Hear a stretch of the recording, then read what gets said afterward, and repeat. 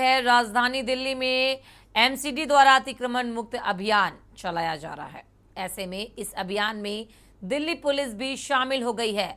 बीते मंगलवार को दिल्ली पुलिस कमिश्नर राकेश अस्थाना ने तमाम जिले के डीसीपी और ट्रैफिक अधिकारियों के साथ अतिक्रमण को लेकर मीटिंग की थी, जिसमें फुटपाथ को खाली कराने के लिए योजना बनाई गई, जिसमें दिल्ली के 77 कॉरिडोर को सबसे पहले इस योजना के तहत अतिक्रमण मुक्त कराया जाएगा, जिसको लेकर हम इसी योजना में शामिल आउटर रिंग रोड से कंझावाला रोड पर पहुंचे, जहां पटरियों ने अतिक्रमण को देखने को मिला। दिल्ली पुलिस राकेश अस्थाना ने कहा कि पटरियों पर कब्जा होने के कारण पैदल चलने वाले लोग सड़कों पर चलने को मजबूर हैं, जिस कारण वह किसी न किसी दुर्घटना का शिकार हो जाते हैं।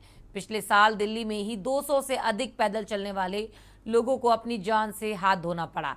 ऐसे में ये देखना लाजमी होगा कि दिल्ली पुलिस कब तक इन सड़कों को अतिक्रमण मुक्त करवाती है, क्योंकि फुटपाथ पर कब्जा भी दिल्ली पुलिस द्वारा कराया जाता है। दिल्ली में एमसीडी द्वारा अतिक्रमण मुक्त अभियान चलाया जा रहा है। इस अभियान के अंदर अब दिल्ली पुलिस भी उतर गई है। आपको बताना चाहूंगा कि बीते मंगलवार को दिल्ली पुलिस कमिश्नर राकेश अस्थाना ने जिले के तमाम डीसीओ को बुलाकर एक मीटिंग ली, जिसमें यह फैसला लिया गया कि दिल्ली की तमाम पटरियों को खाली कराया जाएगा। सबसे पहले जो उन्होंने प्लान तैयार किया, इसमें 77 कॉरिडोर की पहचान की गई, जो कि सुप्रीम कोर्ट द्वारा 2017 में जो टास्क फोर्स थी उस कमेटी ने इन रोडों की पहचान करी गई थी। उस 77 कॉरिडोर में से एक कॉरिडोर ये है जिसपे इस वक्त मैं मौजूद हूँ, जो दिल्ली के कंझावला तक की मुख्य सड़क है, जहाँ अतिक्रमण को लेकर पटरी पे दोनों तरफ इतना अतिक्रमण है जो लोग पैदल चलने को मजबूर होते हैं। सबसे पहले इस पूरे रोड को खाली कराया जाएगा, क्योंकि यहाँ इस रोड पे तमाम जो गाड़ियाँ हैं, रोज हजारों गाड़ियाँ इस रोड से गुजरती हैं, जिसको लेकर यहाँ पे आने कई तरह की जाम लगा रहता है और लोग भी यहाँ पर परेशान है, क्योंकि जिस तरह से पटरियों पे कब्जा है, लोग पटरी ना चल के रोड पे पैदल चलने को मजबूर है और पैदल चलने के कारण कहीं ना कोई हादसा होता रहता है। क्योंकि बीते जो आंकड़े देखे जाए दिल्ली पुलिस के, तो बीते साल 205 आदमी पैदल चलने वाले यात्री जिनकी रोड दुर्घटना के अंदर मौत हुई है, क्योंकि पटरियों पर अवैध कब्जा था, जिस कारण पटरियों पर लोग चल नहीं पाते और रोड पर चलने के मजबूर है। ऐसे में अब दिल्ली पुलिस ने जो एमसीडी और एनडीएमसी के साथ कोऑर्डिनेट करने को प्लान तैयार किया गया, क्योंकि इसमें अब देखना यह होगा कि सबसे पहले जो कच्चा अतिक्रमण है उसको तो हटा दिया जाएगा, लेकिन जो पक्का अतिक्रमण है उसको हटाने के लिए एमसीडी की मदद चाहिए, क्योंकि सभी प्रकार के साधन एमसीडी के पास है। अब ऐसे में देखना यह लाजमी होगा कि दिल्ली पुलिस कब तक दिल्ली को जो पटरी से अतिक्रमण मुक्त बनाती है, जिससे कि जो पैदल यात्री हैं वो पटरियों पर चल सके और सुरक्षित महसूस कर सके। मैं कैमरामैन सचिन के साथ भारत भूषण के न्यूज़ इंडिया। देश भर में रोजगार के स्तर को बढ़ाने के मकसद से कई समाज सेवी संस्थाएं काम कर रही हैं। साथ ही युवाओं को उनके करियर को लेकर भी जागरूक करने का काम किया जा रहा है। इसी के मद्देनजर युवाओं को रोजगार के अवसर प्रदान करने के मकसद से बाहरी जिला पुलिस द्वारा रोजगार मेले का आयोजन किया गया। रोजगार मेले में अलग अलग क्षेत्र के संस्थानों ने भी भाग लिया। इस अवसर पर भारी संख्या में युवा छात्र वहां पर मौजूद हुए और इस मेले में अपनी क्षमता के अनुसार छात्रों ने नौकरी के लिए आवेदन किया। इस रोजगार मेले में आए हुए युवक और युवतियों में काफ़ी उत्साह का माहौल भी देखने को मिला। इस मौके पर युवाओं ने इस रोजगार मेले की जमकर तारीफ की और दिल्ली पुलिस के इस कदम की जमकर सराहना भी की।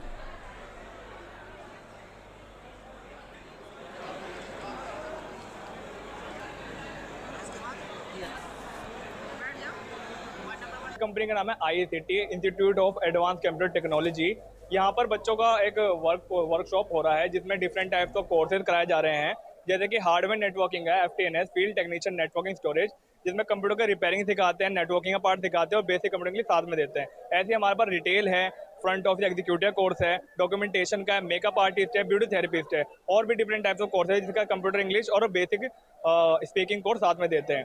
इसके बाद बच्चों को 3 महीने ट्रेनिंग कराई जाती है थानों के अंदर, जिसमें से जब बच्चा 3 महीने ट्रेनिंग कर लेता है, उनको फिर गवर्नमेंट अप्रूव सर्टिफिकेट दिया जाता है स्किल इंडिया की तरफ से, NSDC की तरफ से।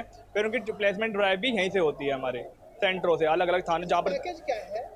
पैकेज देखिए डिपेंड करता है बच्चे के ऊपर भी। जब उनको वो इंटरव्यू देता है तो स्टार्टिंग पैकेज इनका 14, 15, 18 और 20 तक भी जाता है। मेरी बेसिकली मुझे पता चला है, यहाँ कोर्सेज से रिलेटेड बातें बता रहे हैं। बेसिक कंप्यूटर के कोर्स के लिए सर ने हमें गाइडेंस किया, जिससे हम आगे और भी काफ़ी सारी फील्ड्स में अपनी स्किल्स को डेवलप कर सकते हैं, वो काफ़ी हेल्पफुल था।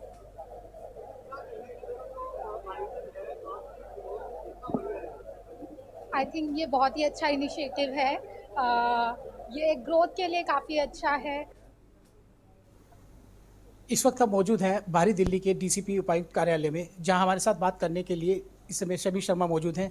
दिल्ली पुलिस द्वारा एक फेयर एनरोलमेंट योजना की शुरुआत की गई है, जिसके तहत बेरोजगार युवाओं को रोजगार देकर उनको नौकरी के अवसर प्रदान किए जाएंगे। इस बारे में ज़्यादा जानकारी देने के लिए हम डीसीपी साहब से बात करेंगे। सर, आज जो दिल्ली पुलिस द्वारा जो फेयर एनरोलमेंट शुरू करा गया है, सर उसके बारे में ये युवा 2.0 की आज बाहरी डिस्ट्रिक्ट, आउटर डिस्ट्रिक्ट के लिए आज ये प्रोग्राम था।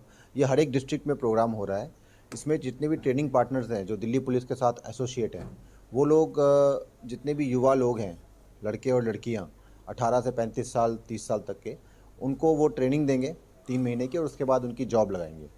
तो इसमें आज जैसे आउटर डिस्ट्रिक्ट का दिन था, और इसमें हमारे जो डिस्ट्रिक्ट से कम 1000 तक के लोग युवाओं ने पार्टिसिपेट किया है, और उनका इनरोलमेंट हुई है। उसके बाद अब इनकी ट्रेनिंग स्टार्ट होगी, और इसके बाद फिर इनकी आगे जॉब लगेगी। तो इससे क्राइम कंट्रोल में काफ़ी फ़र्क पड़ेगा, क्योंकि जो अनएम्प्लॉयड या जो गरीब युवा हैं हमारे, वो लोग क्राइम से दूर जाएंगे, और जिनको कोई आमदनी का ज़रिया मिलेगा। सर, इसमें कितनी कंपनियों ने हिस्सा लिया और कब तक ट्रेनिंग पूरी करके इनको नौकरी दे दी जाएगी? इसमें अभी 14 ट्रेनिंग पार्टनर्स हैं जो कि ट्रेनिंग कराएंगे डिफरेंट ऑक्यूपेशंस की, और इसकी जो ट्रेनिंग है 3 से 4 महीने में पूरी हो जाएगी। तो आपने सुना, इसमें एक महत्वपूर्ण बात यह है कि जिस तरह दिल्ली में इसमें बेरोजगार की समस्या को देखते हुए लोग जो माइनर बच्चे हैं वो अपराध की तरफ उनका रुख बढ़ता जा रहा है। ऐसे में दिल्ली पुलिस द्वारा एक अनूठी पहल शुरू की गई है, जिसके दौरान बेरोजगार बच्चों को रोजगार मिले और वो अपना जीवन सुधार सके। मैं भारत भूषण, के न्यूज़ इंडिया के लिए। आम आदमी पार्टी के संयोजक और दिल्ली के मुख्यमंत्री अरविंद केजरीवाल राजेंद्र नगर विधानसभा में पहुंचे, जहां उन्होंने चुनाव का बिगुल फूका। इस दौरान राघव चड्ढा और प्रत्याशी दुर्गेश पाठक रोड शो में शामिल रहे। दिल्ली के मुख्यमंत्री अरविंद केजरीवाल ने जनता से वादा किया है कि अगर हमारा यहां से प्रत्याशी राजेंद्र नगर विधानसभा से जीता तो हर काम पूर्ण रूप से होगा। केजरीवाल ने बीजेपी को वहीं रोड शो के दौरान आड़े हाथ लिया और कहा कि तानाशाही से हम डरने वाले नहीं हैं। क्या कहना? झाड़ू चल रहा है, झाड़ू। आम आदमी पार्टी जीत रही है, लेकिन आज जिस तरीके से केजरीवाल की रैली में आज ऐतिहासिक जीत रही है, उसमें क्या कहेंगे?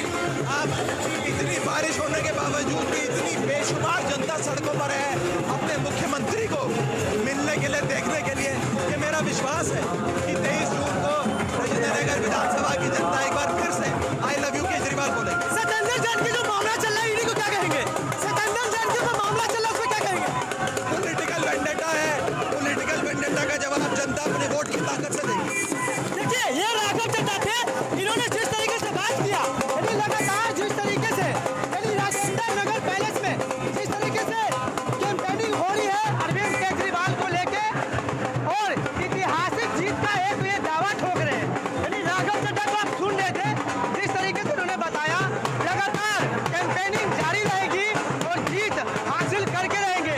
पंजाब में जिस तरीके से दिल्ली के मुख्यमंत्री ने पार्टी बनाई, वहां भगवत मान ने वो मुख्यमंत्री बनाया और एक बड़ी जीत हासिल की। आज कहीं न कहीं राजेंद्र नगर विधानसभा में भी जो लड़ाई चल रही है, वो जीत का एक बड़ा श्रेय जाएगा दिल्ली के मुख्यमंत्री अरविंद केजरीवाल को। कैमरा पर्सन है कि चौधरी के साथ में प्रिंस जायसवाल, के न्यूज़ इंडिया, दिल्ली। दिल्ली के बेगमपुरा क्षेत्र में एक शख्स की पीट कर हत्या के मामले में 5 लोग गिरफ्तार किए गए। दिल्ली पुलिस ने मीडिया से जानकारी साझा करते हुए बताया कि दिल्ली पुलिस की बेगमपुर थाने की पुलिस टीम ने एक ब्लाइंड मर्डर केस को कुछ ही घंटों में हल कर लिया है। 5 लोगों को गिरफ्तार किया है। मृतक की पहचान मंगोलपुरी के रहने वाले संजय उर्फ प्रताप के रूप में हुई है। इसके बाद पुलिस ने जांच आगे बढ़ाई। निर्माणाधीन बिल्डिंग के चौकीदार से पुलिस ने पूछताछ के लिए तो उन्होंने कबूल किया कि यह चोरी के लिए यहां बिल्डिंग में घुसा था और उसकी पिटाई की थी, और पिटाई की वजह से उसकी मौत हो गई। हो गया है। मेरा सुषमा नाम। कितने बच्चे हैं आपके? 3 लड़के हैं। ये कौन सा बच्चा है जी बड़ा, मेरा सबसे बड़ा बेटा है। अच्छा, क्या वारदात घटी है?